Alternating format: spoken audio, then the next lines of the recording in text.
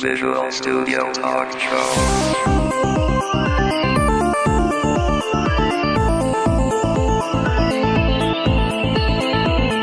Visual Studio Talk Show est une présentation de la communauté .NET Montréal et de .NET Expertise.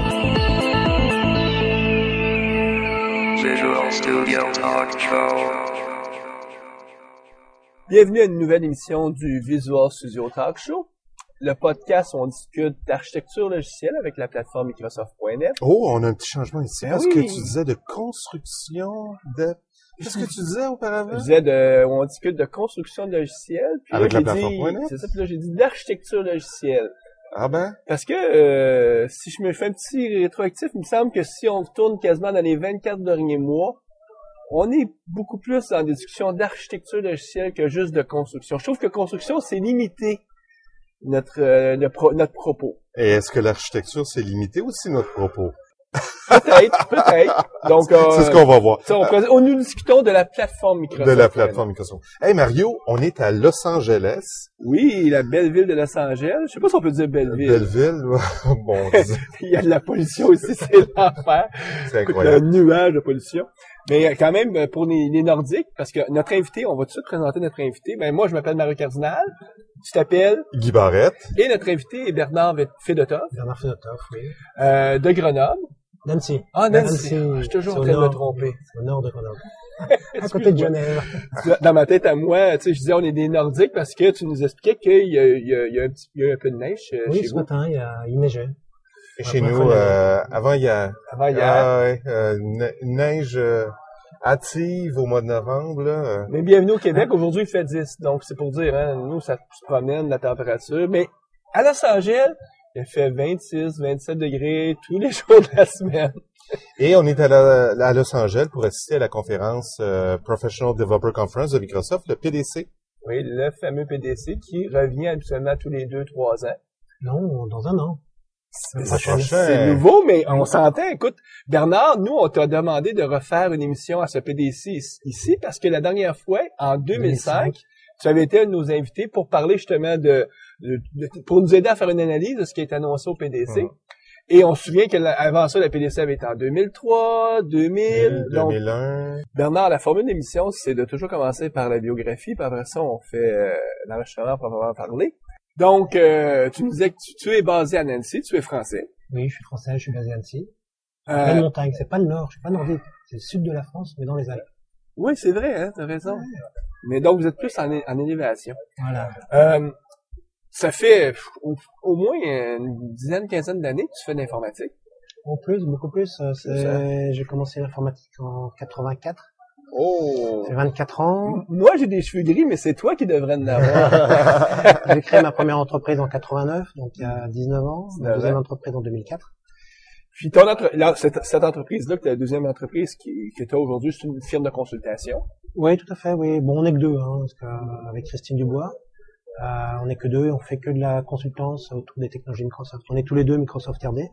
Moi depuis 1996 et puis Christine depuis 1998. RD voulant dire... Microsoft Regional Director. Comme Guy Barrette. Ouais, voilà, sur comme Guy. Montréal, là, moi. Et vous êtes sur la région de Nancy. Alors moi je suis sur France et Christine sur Suisse. Parce qu'Annecy c'est très exactement à 20 minutes de la frontière suisse. Au dernier VP Summit, je sais que tu as participé beaucoup à des ateliers qui s'intéressaient à Team System. Un petit système, oui. Essentiellement, comme consultant, vous développez des solutions pour vos clients, mais vous utilisez beaucoup les produits Team System pour Oui, appuyer alors. la démarche. Alors Christine a un positionnement différent du mien. Christine est plus sur CRM, Mhm. plus tout ce qui va être web. Microsoft CRM. Microsoft CRM plus tout ce qui va être Ok. web. Si vous connaissez les coachs MSDN France, par exemple le coach SP.net, c'est Christine qui l'écrit, enfin Christine et moi, mais Christine est 80%, tout ce qui est coach Ajax. Le coach VB.net sur MSDN France, c'est Christine aussi qui l'écrit. Moi j'ai écrit le coach VSTS, Ok. en téléchargement, c'est des labs. Et là je finis le coach C#. Donc toute l'auto-formation sur MSDN France de C#. Donc on intervient en consultance, Christine plus en MSCRM et web, et moi plus en architecture d'application, C# et méthode agile avec LM, avec la mise en place de plateaux offshore, du coaching de mise en place de plateaux offshore avec la Tunisie. Tu es un habitué du PDC? Oui. On disait en introduction qu'on avait déjà enregistré une émission avec toi en 2005. On peut peut-être définir, qu'est-ce que ça veut dire, PDC? Professional Developer Conference. Donc, c'est une conférence qui, bon, si on peut définir un peu qu'est-ce que c'est PDC par rapport peut-être à d'autres conférences que Microsoft tient durant l'année, par exemple. Par rapport à TechEd, par exemple. Ma perception, c'est PDC, c'est le futur, alors que TechEd, c'est technologie courante. Courant. Donc, C'est TechEd. ce qui sort, ce qui existe Ouais, pour développeurs c'est ça. ou architectes de solutions. Alors PDC, ça va être pour architectes qui veulent créer des solutions, mais dans 1 an, dans 2 ans, dans 3 ans, qui veulent comprendre où va Microsoft. Moi, j'y viens pour voir tout simplement par rapport à mon propre métier et mes clients, ce qui va être valide dans 2-3 ans et ce qui ne sera plus valide. C'est ça, parce qu'on n'envoie pas un développeur junior au PDC non, ou oui. intermédiaire. On envoie le développeur senior ou l'architecte ou la personne qui va établir les lignes, les grandes lignes dans la société, la stratégie, exactement, parce que c'est pas nécessairement du concret. C'est ce qu'on va voir dans 12 à 18 mois. Oui, et puis il y a 2 types de sessions. Il y a soit les sessions vision sur les nouveautés, où là, c'est relativement simple, soit les sessions, il y a 20% de sessions à peu près sur ce qui vient de sortir, où là, c'est du niveau 400, 500, et on va tout de suite dans le fond du code. Il n'y a pas très d'intro, là, disons. Non, il n'y a pas d'intro. On s'entend, il y a 6000 personnes qui assistent au PDC, mais c'est les 6000 personnes qui sont souvent responsables de la veille technologique la R&D. dans l'organisation. Quelques-uns comme toi, Guy, moi, on est des indépendants, mais on s'intéresse tellement à la technologie, puis En fait, on s'en sert. Pour moi, c'est important parce que je m'en sers pour positionner des projets, puis la formation et tout ça dans les sociétés sur laquelle je suis en mandat présentement. Oui, pour moi, c'est mon business. Hein. ouais, Tout simplement. C'est notre capacité à rester en avant sur la vague nous permet tout simplement de faire du business. Au jour où on entrera purement dans la technologie de jour, on n'aura plus de modèle de revenu. Ouais. Donc, Microsoft, eux, ici, ils veulent nous... Finalement, c'est une conversation où Microsoft nous dit, voici ce on envisage comme le futur. Et c'est une boucle, c'est une rétroaction. Ils veulent aussi avoir un certain feedback de notre part sur êtes-vous dans la bonne direction ou non. Parce que très souvent, les gens vont nous demander, venez nous dire si c'est bien ça qu'il faut faire. Ou... Alors, oui, je vois un troisième axe aussi, une présentation officielle de l'image de Microsoft vis-à-vis de l'extérieur. Et moi, je viens au PDC depuis 1996. On a vu les différentes vagues, le moment où Microsoft se demandait s'ils allaient être coupés ou pas coupés en deux, la vague Internet, l'aspect application serveur, etc. comme plus. Et là, aujourd'hui, moi, j'ai vu un Microsoft qui est après Bill Gates. Bill Gates n'est plus là, mais le moteur technologie est encore là. MS Research prend la relève. MS Research est là pour faire le futur de Microsoft. Microsoft a pour la première fois prononcé dans beaucoup de conférences le mot service. Ouais. C'est une modification profonde de Microsoft qui jusqu'alors, pour moi, était sur la technologie et pas sur le service. Et pour la première fois, là, ils présentent dans leur image extérieure ce mot-là, quoi. Je pense que un glissement. On peut, il y a une confiance qu'on sent. Les gens de Microsoft, ils se sentent en confiance comme quoi ils vont demeurer les leaders de la planète. Les nouveaux IBM. Oui, comme on les a connus dans les années, comme on a connu IBM dans les années 80. Mais avec une confiance que personne ne va réussir à les déloger, dans la mesure où est-ce que l'infrastructure on va annoncer certaines des choses qu'ils nous ont annoncées, mais ce qu'ils vont ils mettent en place comme infrastructure pour être dans les 2 ou 3 les compagnies qui vont fournir des services à la planète entière, ils sont plutôt confiants qu'ils vont être là, qu'il y a personne qui va les tasser. Alors je pense que moi ce que j'ai ressenti c'est la confiance non pas en tant que Goliath, mais dans leur capacité à se retourner. Ouais, exactement, parce que ils sont à la traînée là présentement. Là. Ils sont pas les premiers là, à offrir ce qu'on appelle les services, ce qu'on va parler dans quelques instants. Là. Sur le nuage. Ouais, le nuage, le fameux nuage. Ouais. Ils sont pas les premiers, mais de toute façon, Microsoft est rarement le premier. Ils vont embarquer dans un marché quand ils voient vraiment qu'il y a un marché, quand il y a de l'argent à faire. Donc, ils sont rarement celui qui va marcher le premier en avant. Il laisse d'autres entreprises faire ça, mais quand ils décident d'aller dans un marché en particulier, absolument, c'est le signal qu'ils vont être persévérants. Hein. Ils vont rester dedans jusqu'au jour où ils vont devenir deuxième et ultimement premier. Mais justement, je pense qu'ils sont premiers dans leur capacité à être deuxième et à transformer ça en business. Ouais, hein. Ben, lâchons de parler dans l'abstrait, puis Commençons concrètement. Qu'est-ce qui a été annoncé? Ben, on peut peut-être y aller d'un point de vue peut-être chronologique, en revenant au jour 1, jour 2, jour 3, pour présenter un peu ce que Microsoft nous a annoncé au cours de la semaine. Parce que là, juste pour situer pour nos auditeurs, on est le jeudi, c'est la dernière journée. Vous allez peut-être entendre des bruits de fond parce qu'il y a un paquet d'équipements à côté de nous. Il y a encore beaucoup de gens qui participent, qui terminent leur participation au PDC. Donc, on est à la dernière journée. Donc, ça, on se ramène on est jeudi. Donc, lundi, c'était la première journée. Keynote, qu'est-ce qui était la grande annonce de Microsoft? Mais la grande annonce de Microsoft, c'est Microsoft Azure. Donc, la présence de Microsoft sur le nuage. Et en fait, l'offre de service, software plus service de Microsoft pour héberger des applications pas des applications d'entreprise, mais des applications sur le nuage.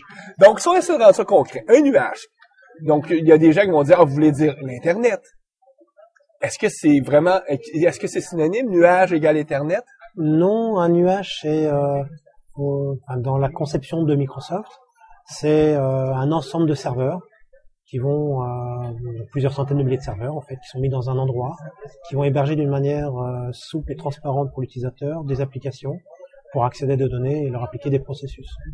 Donc, pourquoi on voudrait en mettre justement des centaines de milliers de serveurs? Parce qu'on va avoir besoin de 100 000 serveurs en parallèle qui nous donnent de la puissance, ou c'est pour un autre but? Eh bien, tout simplement pour acheter chez Microsoft le service qui va nous permettre de nous affranchir, de gérer ces serveurs. En tant que développeur, je vais développer une application pour le nuage.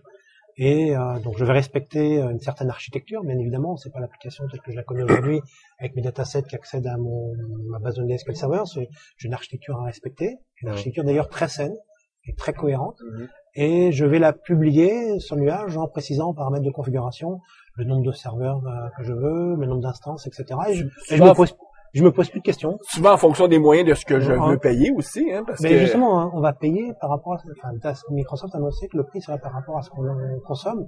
Donc c'était aussi une solution qui va permettre d'accompagner la croissance des entreprises. Je peux aujourd'hui avoir une idée fabuleuse. Je pose mon idée sur le nuage au travers d'un développement. Et si ça marche pas, je ne paye rien.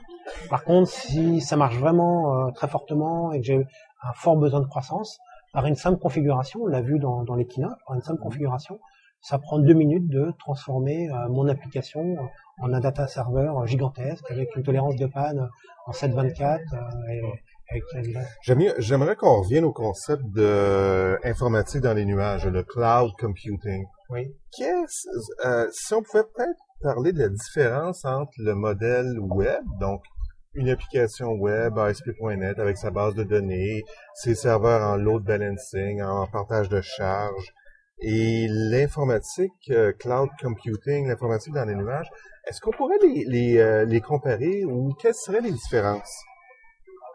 Mais c'est pas exactement la même chose parce que dans le domaine du web computing, c'est essentiellement du hosting d'applications. Je vais louer chez un hébergeur un certain nombre de serveurs que je vais continuer d'ailleurs à gérer moi-même, sur lequel je vais poser mon application, mais ça reste fondamentalement une application d'entreprise que j'aurais pu avoir chez moi, mais jamais chez un hébergeur pour avoir de la puissance et du serveur. Donc cloud computing, c'est pas ça. Je loue pas des serveurs, je loue un service. Et d'ailleurs, ce n'est pas non plus quelque chose qui va remplacer mon informatique d'entreprise.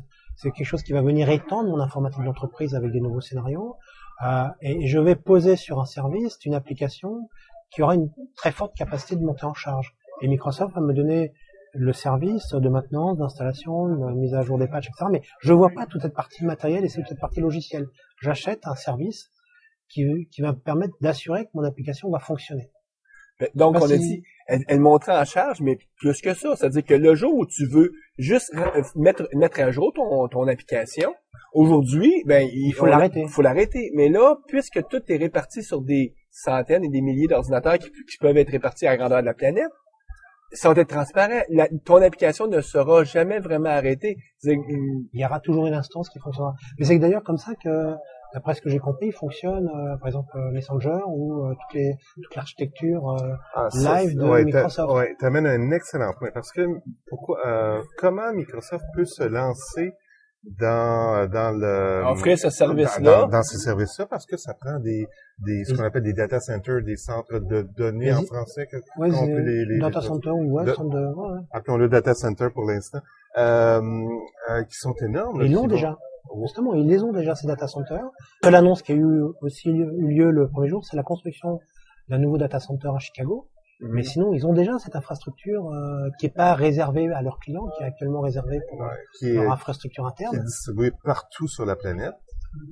Oui, partout, sur les principaux continents de la planète. Ouais. Et donc, qui leur permet de soutenir toutes les applications qu'ils ont actuellement. Le comparable sur le marché aujourd'hui, il y a Google d'un côté qui a aussi ce type d'infrastructure-là et qui a aussi la volonté d'offrir le même type de service. Il y a aussi Amazon qui a une infrastructure qui offre ça. Mais la liste s'amoindrit très très rapidement. Il n'y a pas beaucoup d'autres joueurs qui ont quelque chose de comparable parce que c'est des investissements gigantesques monétairement. Oui, Chicago, c'est 550 millions de dollars. Pour, je crois, 250 000 serveurs, il me semble. Mais faut voir que par rapport à Google aussi, ce que j'ai ressenti, Google, c'est un changement de façon de programmer. Alors que Microsoft, c'est un nouveau scénario. C'est-à-dire que ça va pas remplacer. C'est ça qui est important. Ça, c'est intéressant ce que tu dis. Google, le message, c'est toute la planète entière, vous devriez héberger chez nous. Parce que Microsoft se dit, voici, si vous voulez pas avoir vos propres infrastructures, nous vous offrons la capacité d'héberger vos services sur notre nouvelle plateforme Azure. Mais c'est une offre parmi tant d'autres. Ils vont continuer à offrir des serveurs pour les grandes entreprises qui veulent déployer à l'interne. Donc, ils visent plus peut-être probablement le marché des entreprises de 100 employés à 1000 employés. Donc, oui, ou les startups. C'est ça, des plus petites organisations qui, eux, ont pas les moyens de se dire, moi, je vais engager une équipe de 50 ressources qui vont gérer 24 heures sur 24 mes machines, là. Oui, tout à fait. Alors, par rapport aussi à Google, j'ai l'impression qu'il y a deux éléments importants auxquels Microsoft a pensé. C'est premièrement le bus de service qui est bien pensé, qui ressemble en fait à ce qu'on aurait fait avec WCF en décoration, mais qui permet d'intégrer le nuage avec les applications internes. Donc ça, c'est fabuleux, quoi, parce qu'en fait, la chaîne de création de valeur qui est stratégique reste en interne de l'entreprise. Ce qui va être face à l'utilisateur final et qui a besoin de persistance de données va être mis sur le cloud, et lorsque la transaction est créée, clac, on retombe sur la chaîne de production de la valeur interne de l'entreprise. Donc ce bus de service est fondamental, et l'authentification. C'est-à-dire que c'est pas Hailstorm, par exemple, en 2000. On n'est plus dans ces... Non, on n'est plus dans ça. Il a annoncé, ça s'appelle, entre autres, Geneva. Il a annoncé différents produits liés tout ce qui touche l'identification, l'authentification. Ouais, parce que c'est un problème important, là. C'est-à-dire que si on déplace, des services de l'entreprise, on sort finalement des bouts de logique, qui se situent dans l'entreprise. Oui, applicative. Puis qu'on les déplace sur le nuage dans un centre de données en quelque part sur la planète, il faut quand même qu'il y ait de l'authentification. Là. Il y a des défis importants. Là. Oui, mais justement, dans le nuage, il y a un service d'authentification fédérée qui permet d'utiliser nos propres comptes d'authentification en interne pour protéger les ressources qui vont être publiées sur le nuage. Donc ça, c'est extrêmement important. Parce que Microsoft ne dit pas que tu dois complètement abandonner ton patrimoine. Ils disent non, on va l'intégrer et à ce moment-là, nouveau scénario.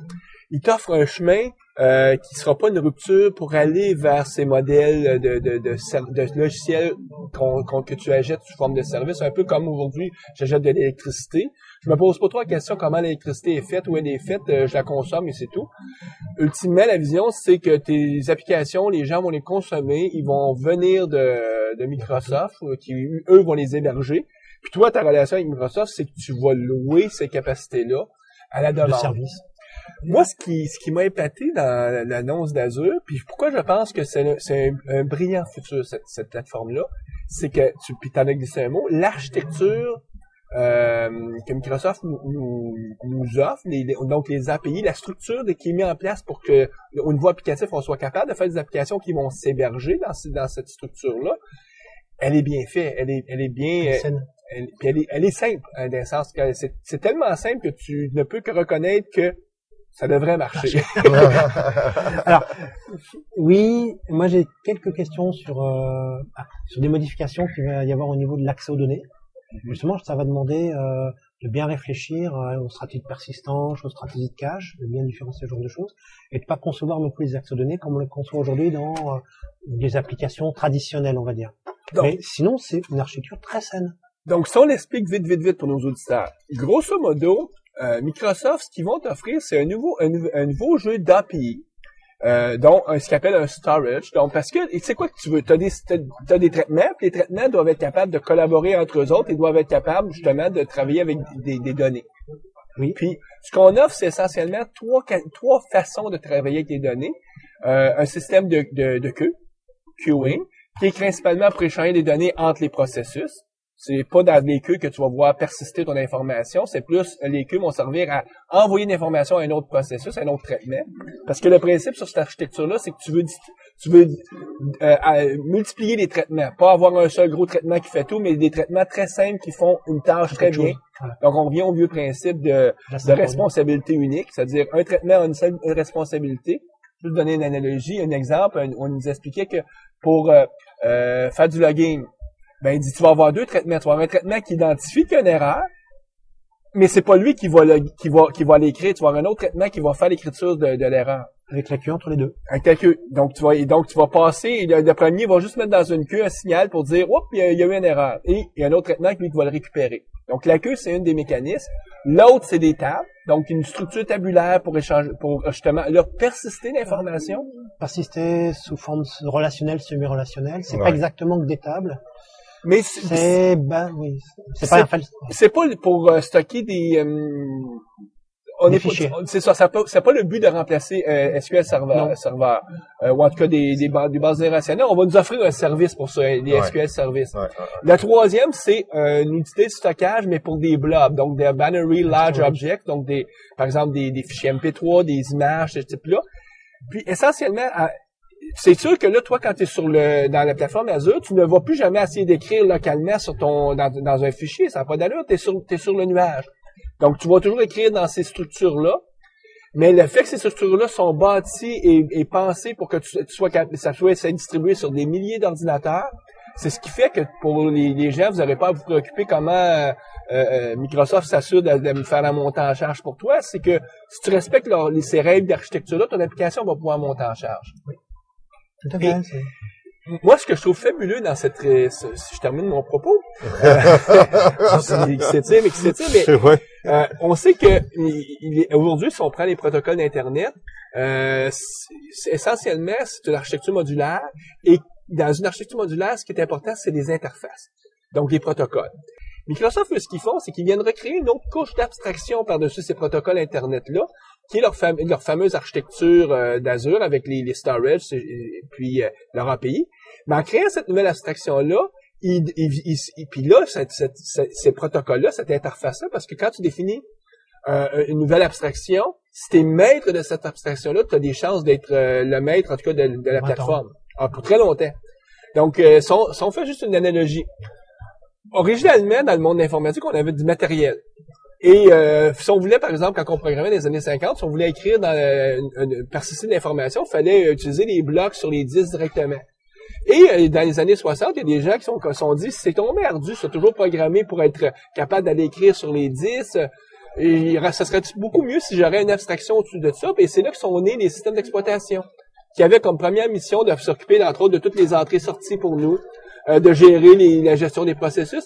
Et ceux qui ont créé ces systèmes d'exploitation-là sont devenus les maîtres du matériel. Là, je suis un petit peu perdu, Mario. Là, tu me parles de systèmes d'exploitation. Ce que je veux dire par là, c'est que Microsoft, avec Azure, sont en train de définir un système d'exploitation pour les nuages. Et ils sont les seuls à avoir une abstraction. Une couche d'abstraction. Pour les nuages, une façon de concevoir les applications. Ça, c'est vrai, Bernard, parce que à plusieurs reprises dans les keynotes, ce qu'on nous disait, c'est que Azure, c'est le système d'exploitation pour les nuages, pour le cloud computing. Tout à fait. Et c'est pas quelque chose qui va être installable en entreprise, dans les sociétés. C'est pas un produit qu'on pourra acheter. C'est pas un produit. Microsoft le possède sur leurs centaines de milliers de serveurs. C'est là. Et on nous le loue si on veut. Mais le jour où tu décides que tu utilises ce service-là, puis essentiellement, les alternatives, il n'y aura pas 3000. Soit que tu vas avec Google, soit que tu vas avec Amazon. Puis même Amazon a annoncé il y a 2 semaines qu'Amazon, eux autres utiliseraient les services de Microsoft. Donc, il ne va qu'avoir que quelques joueurs. Et le jour où tu acceptes de prendre ce service-là, tu acceptes de jouer les règles du jeu que Microsoft vont définir. Si tu es satisfait avec ces règles du jeu-là, parce que, donc, c'est un peu comme aujourd'hui quand je décide de développer des applications pour Windows, pour le système d'exploitation Windows, si ça satisfait mes besoins, je suis heureux. Il y a des gens qui disent, moi, c'est pas ça que je veux, ils vont prendre plutôt Linux. Mais c'est un peu la même chose, là, les gens, pour tout ce qui est cloud computing, donc tout ce qui est, avoir des applications qui résident sur le nuage, qui peuvent monter en charge et tout. Le jour où tu décides d'aller avec Microsoft, tu décides d'accepter leurs règles à eux. Oui, de l'autre côté, leur pricing a été annoncé. Ils n'ont pas annoncé leurs règles, Ah mais ouais, ils ont annoncé quand même très On va essayer d'avoir un accessible. prix accessible. Voilà, un prix très accessible. Ben, ils ont parlé de 3 axes de prix, hein, ou de modèles Oui. de facturation. Ben, les ressources consommées, Donc, quand on parle de ressources, on peut peut-être parler d'espace disque. d'espace disque, processeur. Donc là, c'est 2 choses différentes, là. Oui, c'est Ouais. espace disque et processeur. Qui sont Et essentiellement puis, le cœur de ce qui est le computing, c'est Ouais, mais on du pourrait traitement. puis peut-être de- penser à, par exemple, un service qui offrirait des fichiers MP3, par exemple. Des fichiers audio. Donc là, on consomme beaucoup d'espace disque, mais peut-être pas beaucoup de CPU.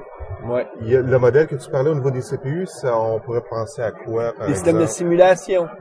Qui probablement aura peut-être besoin de beaucoup de données aussi, Oui, mais, ils ont mais annoncé dans SQL Service la présence de BI, par exemple. Ouais. Là, qui aura pas mal de CPU. OK. À quoi tu pensais, je sais pas. Ben, en fait, un exemple qu'on pourrait penser, c'est peut-être un service qui calcule quelque chose qui est très complexe. Puis, Services on serait- médicaux, on serait- services ouais. d'astronomie, de recherche, Puis oui. dans ces cas-là, on serait facturé à l'usage du CPU.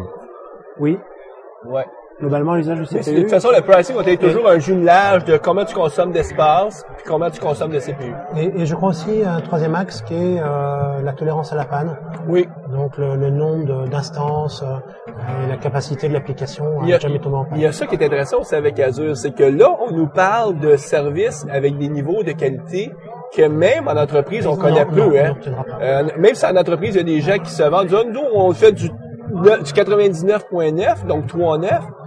Dans la réalité, souvent, quand tu commences à prendre les unités de mesure, tu te rends compte qu'ils sont plus dans le 95% et même des fois dans le 90%. Tandis que là, nous, on nous parle du vrai 99% et plus, là. Même si tu veux, tu vas peut-être pouvoir aller chercher 5.9, ça veut dire 99.999, ce qui veut dire à peu près l'équivalent de 16 minutes de downtime par année. On parle de niveau de service très élevé, là. Et sauf en cas de blackout complet du Oh! service électrique, mais j'ai entendu dire que Microsoft achetait des barrages électriques. Ben oui, en fait, j'étais dans une présentation où ce qu'on nous disait, c'est que le problème numéro 1 de ces grands data centers-là, c'était la consommation électrique, d'énergie. D'avoir d'énergie qui est toujours stable, qui fluctue pas beaucoup. Ben, c'est ça, Donc c'est difficile, Microsoft a acheté un barrage pour leur centre qui est situé dans l'État de Washington. Ouais. Je pense qu'il avait essayé de faire aussi la même chose au Québec. Là. Je sais pas si c'est du domaine de la rumeur, mais moi, on m'a parlé qu'il y avait eu des discussions menées entre On a aussi Microsoft parlé. et Hydro-Québec pour acheter des barrages au Québec, mais le Québec, nous, on est nationalisé, ça appartient à l'État, donc l'État leur a dit que c'est pas avance. C'est un peu comme, je sais pas si Microsoft voudrait aller voir la France pour dire on veut acheter votre système de Centrale nucléaire. Centrale nucléaire, ouais. Je pense pas, non, je pense pas. On a parlé d'autres choses aussi oui, au PDC, oui. là. Oui, donc la première journée, Azure, mais c'est une annonce importante, Ouais, je ouais. pense. Avec les live services, pas mal de choses. Ça. Donc, jumelé à ça, justement, du côté encore sous forme de service, il y a eu toute la fameuse plateforme live qui grossit avec les live mesh. Oui. Donc, qu'est-ce qu'on veut dire? Comment on pourrait résumer quels sont les live mesh? Bon défi, hein? Ben, ça vient peut-être... expliquons le besoin. Je pense qu'il n'y a pas aucun de nos auditeurs qui n'a qu'un seul appareil informatique. C'est-à-dire, si je prends moi, mon exemple personnel, chez moi, il y a 8 laptops dans ma maison, une dizaine de machines qui servent de serveurs. Je vais te donner juste mon exemple. T'as 10 serveurs chez toi? Ben, des machines qui se traînent là, je suis pas l'exemple classique, là. Mais, C'est du cloud computing. mais personnellement, j'ai un iPhone, donc j'ai un device. J'ai un laptop. Guy, toi, Guy, t'as deux laptops, là. Aujourd'hui, t'as un tout petit laptop, mais t'en as un autre. Donc ça crée un besoin que si je veux accéder à mon information, elle est toujours distribuée. Oh, je l'ai-tu mis à tel endroit? Comment je la ramène toute à un seul place?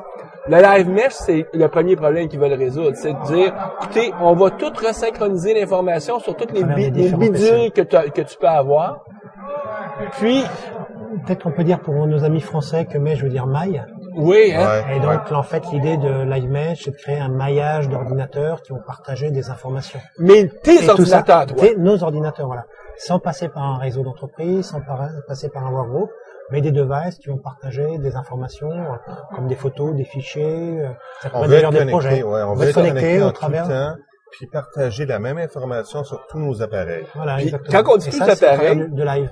Je voyais une présentation un peu plus tôt ce matin, moi, où les appareils que la personne possédait, qui étaient dans son mesh, c'était une imprimante, c'était une caméra, ou un téléphone, c'était des laptops, on s'entend, mais aussi des unités de stockage, des NAS, donc des Network Attached Storage, qui servaient principalement juste à faire des copies des données pour pas les perdre.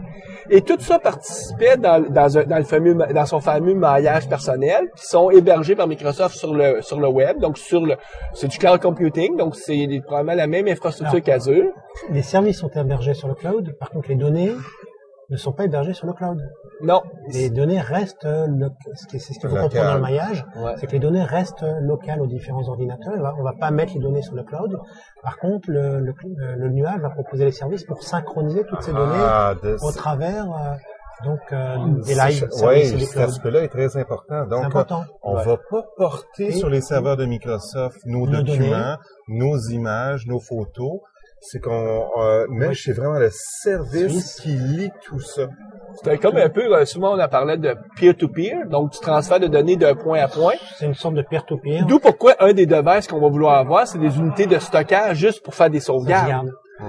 Puis Microsoft en a une de ces unités de sauvegarde-là à la maison, qui est le fameux Home Server, qui va aussi participer qui va être étendu pour participer très bien au service live. Ouais, ce qui apporte un peu de confusion, c'est que Microsoft offre avec le service Mesh une capacité de stockage sur leur serveur. Donc oui, mais ça n'a rien à voir. C'est pas l'aspect de Mesh. C'est pas l'aspect du maillage.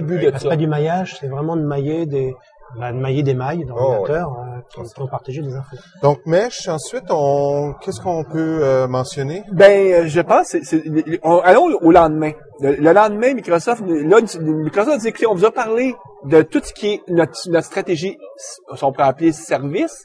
Dans le nuage. Mais le message de Microsoft, c'est on n'abandonne pas pour autant les systèmes d'exploitation qui doivent rouler sur les équipements. Le client. Oui, mais on a oublié d'autres services. On a oublié les .NET Services. Oui, c'est vrai. Qui sont les possibilités de workflow et tout ça dans oui, on peut peut-être en parler. Les services Office, les services SharePoint, les services CRM, qui sont tout ça sur le cloud, qui vont être hébergés sur le cloud, qui vont permettre de faire des plateformes sur le nuage, des solutions d'entreprise complètes. C'est pas pour le grand public seulement.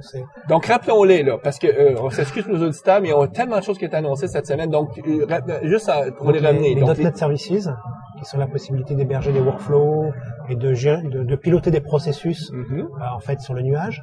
Après ça, il y avait les SQL Services, les SQL Services, sauvegarder tes données. Donc, on a pu en parler. Ensuite, il y a les SharePoint Services. Pour faire, avec la même possibilité d'extensibilité qu'on connaît aujourd'hui dans l'entreprise, pour faire tout simplement des sites SharePoint et des solutions SharePoint, mais sur le nuage.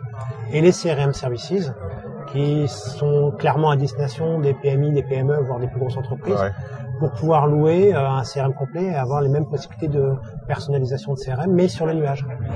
Et le cinquième qu'on a abordé tout à l'heure, qui sont les live services, qui vont contenir le maillage, le mesh, mais plus que ça, toute l'identité, authentification, donc des besoins très primaires, mais qui sont fondamentaux. C'est-à-dire qu'on a une identité, quand on se promène sur Internet, si on n'est pas capable de s'authentifier aisément, on n'aura pas de solution. Et ce qui est assez intéressant, c'est qu'on utilise tout ou partie ou un seul de ces services. Microsoft, la vision, c'est tu utilises ce que tu as besoin. On ne fera pas utiliser un ou l'autre. Tu prends ce que tu as besoin. Ça fait partie de la plateforme qui nous permet d'héberger nos applications sur le Windows Azure. Moi, être auditeur, j'aurais peut-être sursauté tout à l'heure quand on a parlé des services SQL.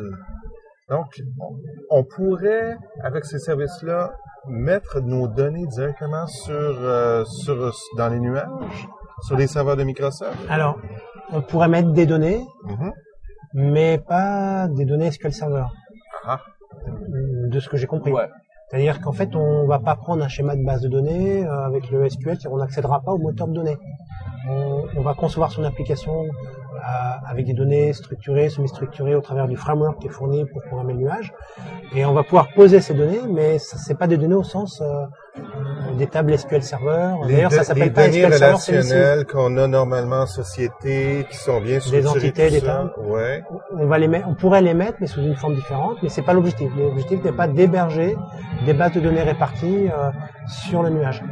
OK. Donc, ça permettrait à nos applications, nos services qui sont hébergés, d'accéder des données qui sont plutôt vraiment semi-locales, on s'entend? Alors moi, ce que j'ai compris, alors c'est vrai que c'est un domaine que je voudrais un peu plus regarder, c'est essentiellement destiné à faire de la persistance de données dans un processus.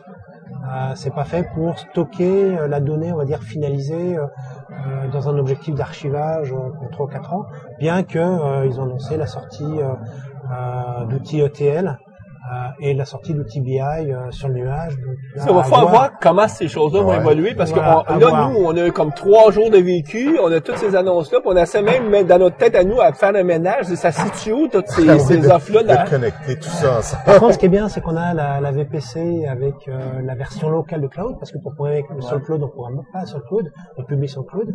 Donc Microsoft, pour le développeur, fait un environnement de développement qui va être local, qui va permettre de tester tous ces développements et justement tous ces frameworks. Absolument. Et les éditeurs qui seraient intéressés à tester cette technologie-là peuvent aller sur le site www.azure.com, s'inscrire, ils vont avoir une clé, downloader le SDK, puis la documentation, puis commencer à faire des tests. Je pense qu'il y a un SDK qui s'installe sur Visual Studio 2008. Oui, ça fonctionne pas sur Visual Studio 2010 actuellement, ce n'est que sur Visual Studio 2008 qu'on programme le nuage actuellement. Mais ça, de ce que j'ai vu, ça fonctionne très bien. Donc, on a comme un environnement, un runtime local pour développer. Pour développer et tester. Parce que le principe de Microsoft, c'est de dire, écoutez, on vous demandera pas de changer vos paradigmes, vous êtes habitués de travailler dans Visual Studio, on vous donne des outils qui vont travailler dans Visual Studio. Alors c'est ça qui est l'aspect aussi très intéressant, c'est qu'il n'y a pas de nouvelles technologies, ça va rester du framework.net, ça va rester du Visual Studio 2008. Il y a une architecture par contre à respecter. Faut que tu utilises des API, par exemple, comme j'ai dit, de queuing, de storage, puis sinon ton application ne sera pas déployable, mais c'est tout. Sinon l'application web, parce qu'en fait il y a deux styles de services, il y a soit l'application web, soit le service d'exécution derrière. L'application web, c'est une application web classique. Standard. Là, on pourrait pousser une application là, avec nos fichiers ASPX.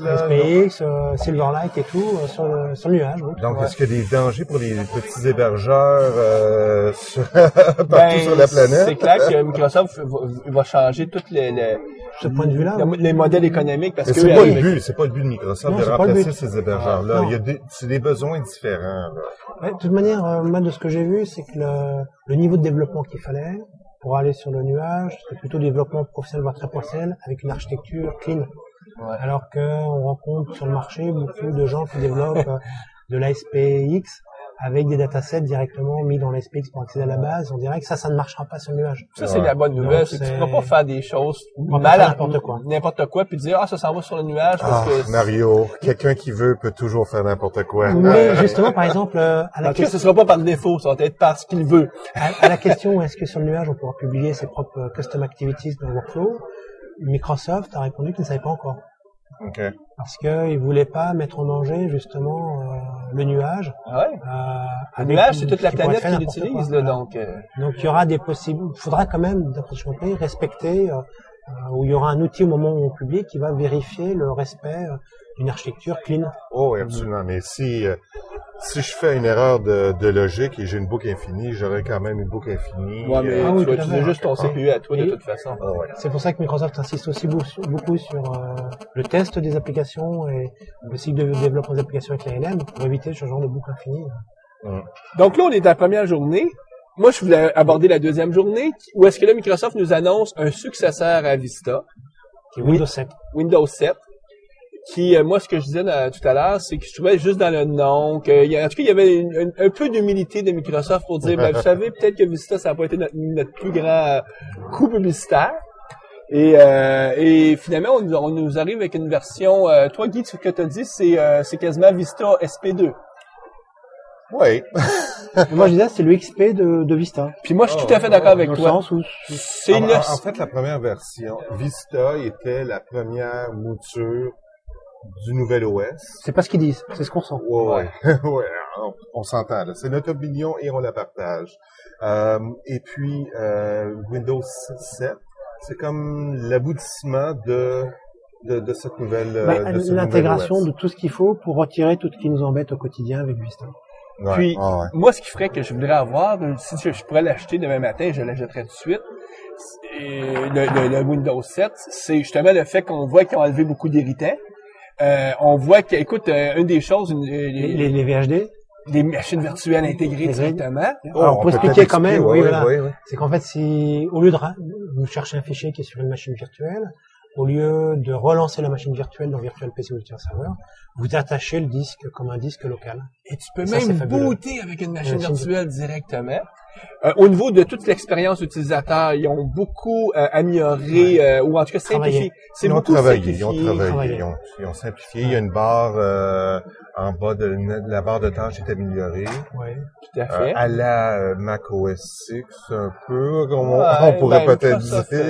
Regarde ce que fait Mais ce qui m'a aussi beaucoup épaté avec Windows 7, c'est le fait que ça sera pas gourmand en mémoire. Oui, alors, je me suis demandé justement s'ils n'avaient pas... ils n'avaient pas retiré l'inflation du matériel. Ils ont annoncé que ça fonctionnerait sur une machine avec 1 GHz de processeur, de mémoire, 1 gigaoctet de mémoire vive et 1 GHz de processeur. Donc, et qui resterait 500 mégabytes de libre. Ouais. Et je me suis dit, mais les constructeurs d'ordinateurs, ils vont pas être contents. Non, mais ça, c'est leur problème. Mais justement, et ça, je trouve que c'est le nouveau Microsoft. C'est que, à la limite, c'est le problème des constructeurs d'ordinateurs. Nous, maintenant, on fait...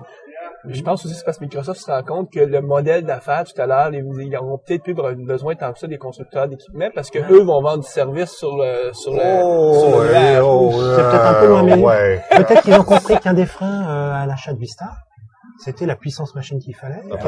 Et qu'il y a des tas de gens qui avaient de l'XP, des machines qui avaient 2-3 ans, qui ne sont pas passés à Vista. Il y a des gens, ça fonctionne bien, là, pourquoi changer? Là, pourquoi mettre des sous pour changer? Personnellement, j'ai un dual boot, j'ai un XP et un Vista, et moi je suis très content de l'XP quand même.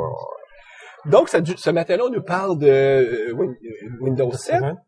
Et ensuite, le même matin, en tout cas, moi, de mémoire, ce qui m'avait frappé, c'est qu'on a quelqu'un qui nous parle de Office.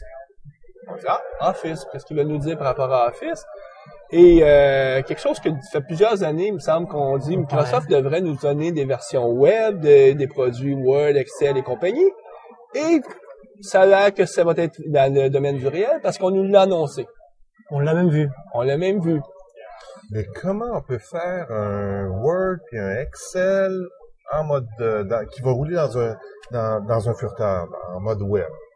Quand tu as une technologie qui s'appelle Silverlight, ça devient peut-être facile de le faire. Donc, en réalité, c'est des applications qui sont web, mais qui vont rouler dans Silverlight, qui ont quand même une expérience utilisateur à première vue, nous semble très bien. Similaire. Pas exact, là, mais similaire. C'était propre, hein. Bon, c'est peut-être que la démo, tout était peut-être en dur dedans, mais... Non, mais c'est vrai que c'était propre, et d'ailleurs, la possibilité de partager le même document et de travailler à partir d'un Word traditionnel et d'un Word Online sur le même document, j'ai trouvé ça assez intéressant.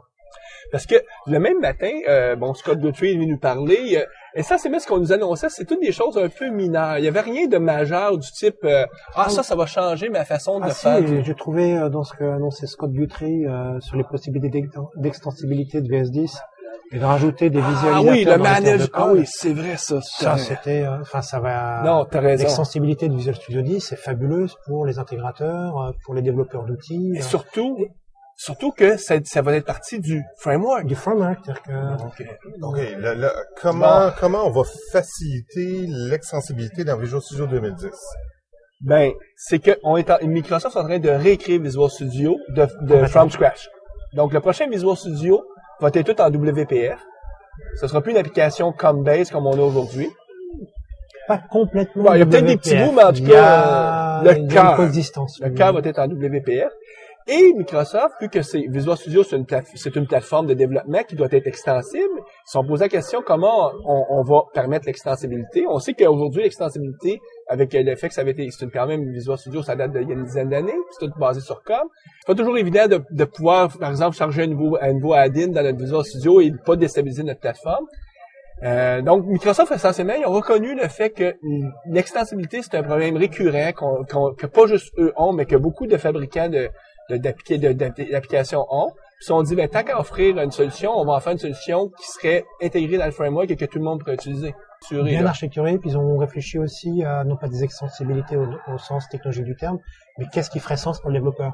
Donc ça c'est fabuleux. L'exemple qu'il nous montrait, c'est les commentaires dans le code. Ouais, qui sont un peu souvent du bruit ou sont pas présentés de façon très visuellement. Ouais. Et en fait, on va remplacer ce visualisateur avec un visualisateur WPF, donc directement dans le code. La partie commentaire qui décore la classe, les propriétés ou tous les éléments va être une mini application WPF qui représentera ces commentaires comme on veut. Et ça, c'est l'extensibilité. Peut-être pour visualiser tout ça, c'est comme un skin sur la partie des commentaires. Là, ce qu'ils nous ont montré. C'est plus qu'un skin parce qu'en fait, c'est dynamique. Ouais, mais c'est une sorte de skin dynamique. Ce qui est très bien, c'est que pour nos auditeurs qui sont peut-être plus familiers en architecture, il y a un mécanisme d'extensibilité, c'est le pattern du plugin. Donc, c'est essentiellement, on veut dynamiquement, au runtime, découvrir que j'ai des nouveaux modules et les charger. La grande puissance de ce que Microsoft nous offre, c'est que, actuellement, le plugin, lui, doit respecter un contrat, doit respecter une certaine entente. Mais le plugin a très peu de capacité de nous dire, voici moi aussi comment je voudrais que tu me respectes. C'est-à-dire que c'est toujours unidirectionnel. Mais eux, c'est que le plugin va pouvoir même lui aussi définir. C'est-à-dire que la découverte se fait sur des choses que tu t'attends pas à voir. Et par exemple, moi j'ai vu des applications dans le domaine de STS, des gens qui développeraient leur propre méthodologie pourraient rajouter dans une application qui, sur les méthodes ou les headers, précise les paramètres à préciser conformément à la méthode qui est développée. C'est impossible à faire ça aujourd'hui. On va faire des tags XML, mais si les tags sont pas remplis, on le voit pas, quoi. Alors que là, on le verrait instantanément. Ceux pour qui c'est une très mauvaise nouvelle, c'est les fabricants d'outils. D'outils complémentaires. Les Dev Express de ce monde. Pas nécessairement. Ça va peut-être leur permettre d'offrir des outils qui sont encore plus poussés. Oui, mais ça veut dire que ce qu'ils ont fait aujourd'hui, ça va être tout acheté aux poubelles dans oui, mais quand même, là, leur base de code puis leur expertise est encore là. Ils ont toujours une longueur d'avance. On peut peut-être passer à d'autres nouveautés. Ben oui, pour plus mettons fondamental. Oslo. Oui. Donc Oslo. Ça t'aime bien Oslo. Non, j'étais surtout très curieux. Moi, c'est une des raisons principales que je venais au PDC, c'est que je voulais apprendre qu'est-ce qu'était le fameux projet. Le nom de code du projet, c'est Oslo. Et là, on nous a présenté ce que c'était. Essentiellement, c'est un langage pour définir d'autres langages. C'est une grammaire, c'est ce qu'on aurait pu trouver sur Gold Parser ou ce genre de choses dans le domaine public. Moi, de ce que j'ai vu, c'est ça. C'est ça. Donc, ce langage-là s'appelle M, comme dans modèle. Et ce n'est pas un langage qui fonctionne, on parle pas là, comme d'un nouveau C# ou d'un nouveau VB. C'est un langage de description. C'est un langage de description. Avec une grammaire. De grammaire pour faire des langages. Donc, le but pour Microsoft, c'est de dire, voici, vous allez pouvoir définir vos propres langages spécifiques pour votre domaine. Donc, des DSL. Donc, Microsoft arrive avec une offre pour être capable de faire des DSL. Pour préciser, c'est pas des langages qui seront compilés. Non. Ils seront compilés, mais c'est pas des langages pour générer du C#. C'est du langage pour générer de la description donc pour générer des données. Des données, la description. Donc c'est de la programmation déclarative qu'on vise à faire avec ça. C'est-à-dire que tu déclares, je fais ça, je fais ça, je fais ça, je fais ça. Un peu comme quand on fait un workflow. Et là, avec cette déclaration-là, il y a un runtime qui lui interprète ça. Il se dit, voici comment je te roule ça. Donc, c'est une vision on veut pas te permettre de créer d'autres types de langages que des langages déclaratifs. Donc, tu pourras pas avec M définir, par exemple, le langage C#. Ouais. Je me suis demandé si on aurait pu générer du C#. En tout cas, c'est pas le but. C'est pas un X et un YAC, là. On n'est pas dans ce domaine-là. On est vraiment dans une description, de ta grammaire pour être capable de définir, on veut faire des DSL, on veut faciliter les DSL. Je pense que l'innovation, c'est que on a laissé tomber les petites boîtes là qu'on connecte un designer, là, une surface de travail où on connecte des petites boîtes avec des flèches. Là, c'est plus du texte. Du texte. Puis on définit la syntaxe de notre langage, puis ça va générer autre chose. Moi, quand je regarde ça, d'un point de vue conceptuel, on dit oui, ça semble une solution intéressante, mais on est au balbutiement, on est à la première fondation. Ouais. Donc, on dit, la fondation est correcte, mais il manque tout par-dessus. Que ça soit juste, par exemple... c'est très tôt, là. C'est comme Microsoft a montré où ils en étaient rendus dans leur thinking, ou ce qu'ils pensaient, mais au niveau des outils là qui servent à générer tout ça, on est encore très loin. Puis surtout, ce qui manque, c'est que s'ils veulent vraiment avoir quelque chose qui est une bonne solution intégrée avec toute avec le framework.net, avec les outils, que ce soit SQL Server d'un bord, Team System, il faut aussi que tous ces fabricants-là, à l'interne chez Microsoft, adoptent cet outil de modélisation-là, modélisent leur domaine d'affaires et pas leur domaine d'affaires, mais modélisent l'interne pour après ça exporter toutes ces données-là. C'est beaucoup d'efforts qui doivent être faits à l'interne. Puis moi, pour l'instant, ma situation, c'est wait and see. Donc, pour bien t'as pas été convaincu par Oslo. Je suis pas encore convaincu. Moi, je suis dans le mode attendre. Je vais attendre. On va voir dans les 24-36 prochains mois, est-ce que les équipes chez Microsoft adoptent? Si oui, ben là, ça va me donner le signal que j'embarque dans le... le programme manager a dit que chez Microsoft, il allait tout modéliser avec Oslo. Ouais, mais on sait qu'on que... va voir. Moi, par exemple, j'ai connu l'époque des années 2005 avec 2003, quand on avait, dans Team System, on avait la version architecture où est-ce qu'on avait, le DSM, là, ça n'a jamais été adopté par personne, ça donnait un gros flop. Ouais. Un sujet qu'on n'a pas abordé et qu'on devrait aborder parce que c'est quand même majeur, c'est le parallélisme. Pour beaucoup de monde, c'est le highlight du show, c'est-à-dire que les Microsoft nous arrivent avec des façons de programmer qui vont être supporter les multi-thread et multi-core ad vitam aeternam. Donc, si un jour tu as 256 processeurs, ben, en fait, c'est ça. On peut peut-être parler de la problématique. Qu'est-ce que Microsoft essaie de régler comme problématique? Moi, honnêtement, j'ai pas trop suivi le parallélisme. Toi, c'est pas comme quelque chose qui t'a attiré. C'est pas quelque chose qui m'a attiré, Ouais, ben, c'est quoi le problème? C'est qu'on va avoir tout à l'heure 256 processeurs dans notre laptop. On va avoir 2048 ou en tout cas plusieurs processeurs dans nos serveurs. Puis si on est toujours en train d'utiliser juste un thread à la fois, on n'en tire pas parti. Donc là, il faut que peut-être qu'on soit capable de programmer ça de façon aisée. Et aujourd'hui, programmer ça, c'est pas simple, c'est très complexe. Microsoft cherche à nous donner des abstractions qui vont simplifier ça. Directement dans le langage, dans la plateforme .NET, on va avoir des façons qui sont simples de lancer des traits d'exécution sur tous les processeurs. Donc, ce qui est bien, moi, ce que j'ai vraiment bien aimé, c'est que il y a un niveau d'abstraction. On n'a pas à déterminer, OK, j'ai combien de processeurs sur mon poste ou sur mon serveur. OK, je vais lancer 4 threads, par exemple. Ça va être vraiment fait au niveau de la plateforme. Puis on va dire, bon, ben, je veux exécuter une boucle for each, mais faut que ça soit en parallèle. Donc, le système va lancer des threads, puis pas plus que il y a le nombre de CPU. Donc, j'ai bien aimé l'approche qu'ils ont pris, puis que ça soit directement dans le framework. Ça résout pas les problèmes, tous les problématiques d'applications qui sont multithread, dans le sens où il faut vraiment faire attention au niveau du UI et tout ça. Toujours. Donc là, on a parlé un peu de tout ce qu'ils avaient annoncé la deuxième journée. La troisième journée, le keynote, c'était sur Microsoft Research. Puis je pense que tu nous as donné un point tout à l'heure, quand tu nous parlais de Microsoft Research, quelle est ta vision à toi de ce qui nous a été présenté? C'est l'après Bill Gates, tout simplement. C'est Microsoft Research est là, Bill Gates est parti. Le moteur que tout le monde connaissait, qui était Bill Gates, est parti, mais Microsoft Research a pris la relève et est là pour créer un futur pour Microsoft, tout simplement. Et c'est vrai qu'ils ont démontré, au travers de leur centre de recherche, au travers des milliers de personnes qu'ils ont recrutées, 850 PhD, 850 PhD en interne, des sites qu'ils ouvrent partout, une réelle capacité de créer les technologies dont aura besoin Microsoft pour exister. Il y a des choses qu'on nous a présentées, c'était de la vraie science-fiction, mais ça appuie comme quoi que Microsoft est une compagnie qui est là pour rester et qui va continuer à innover. Mais justement, d'ailleurs, en parlant de l'après Bill Gates, on n'a pas vu de grandes stars comme on voyait auparavant. Steve Ballmer n'est pas venu. Non. Par contre, on a vu plein de nouveaux visages avec Envo Steel. Oh, oui. Des gens qui étaient plus d'ailleurs orientés business. Reosi était plutôt habillé en business, en cravate, mais en business. Oh, oui. La couleur noire qui était présente, ou sombre, qui était présente partout. Aucune petite vidéo auquel moi j'étais habitué dans les PDC. Des vidéos un petit peu marrantes, rigolotes, etc. Microsoft a changé, mais Microsoft continue. Et je pense que Message Research a vraiment démontré cette capacité de Microsoft à continuer. Et moi, ce qui m'a surtout surpris, c'est que Microsoft nous annonce un PDC pour dans 12 mois. PDC 2009. Ah ben là, ouais, ça c'est ta boule de cristal est aussi bonne que la mienne.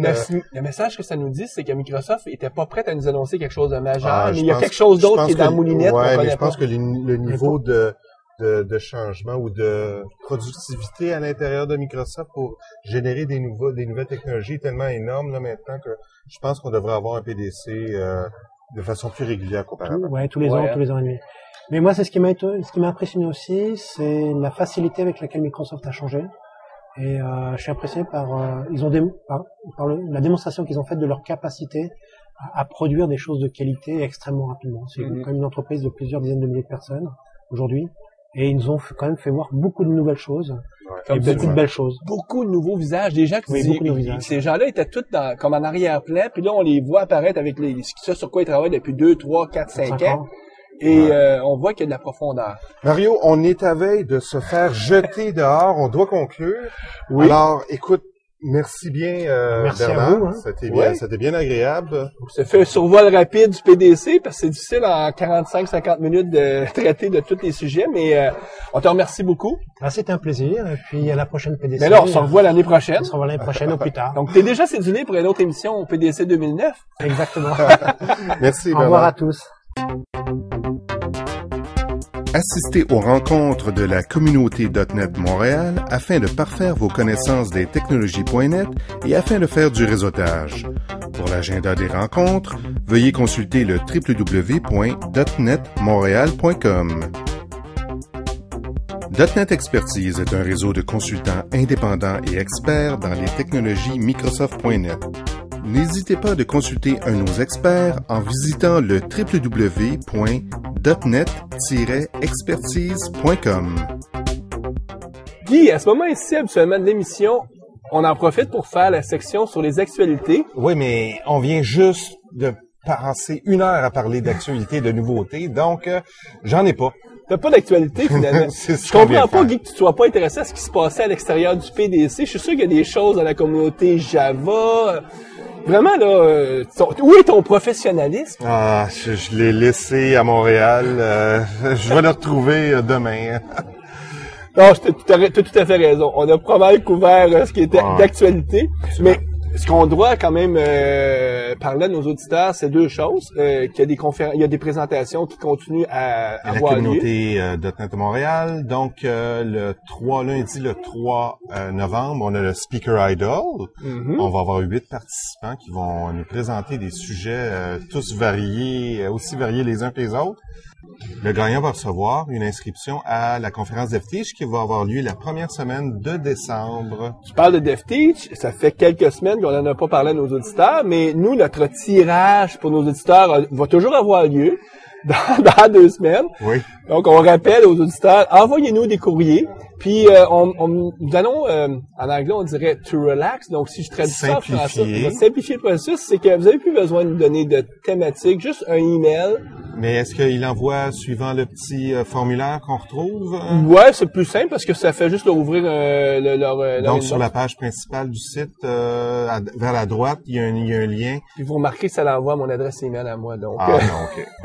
Si vous connaissez mon adresse email ou si vous ne savez pas, vous allez sur mon site web parce qu'elle est là et vous m'envoyez un email en disant c'est pour DevTeach puis je vous mets dans la liste pour le donc, pour le un tirage. Petit courriel à Mario pour l'inscription, la possibilité de gagner une inscription à DevTeach d'une valeur d'à peu près 1000 $ canadiens.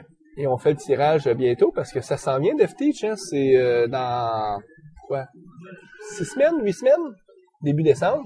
Début décembre, première semaine de décembre, oui. Ça vient vite.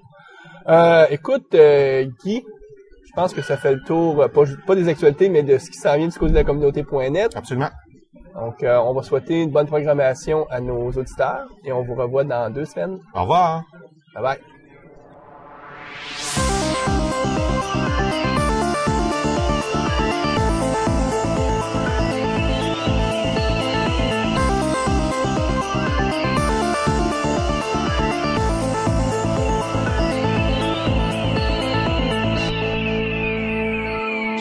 Visual Studio Talk Show.